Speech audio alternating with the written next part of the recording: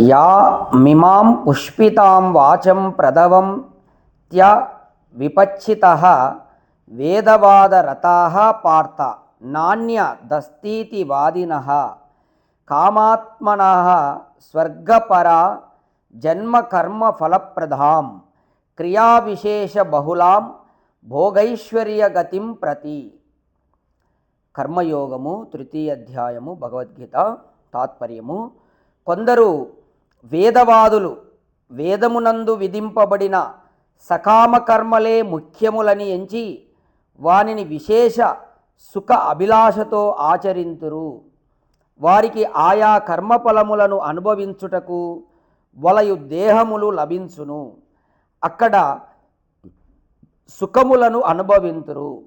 అవియే ఉత్తమములని ఎంచి వానిని సంపాదింప నిరంతరము యత్నింతురు.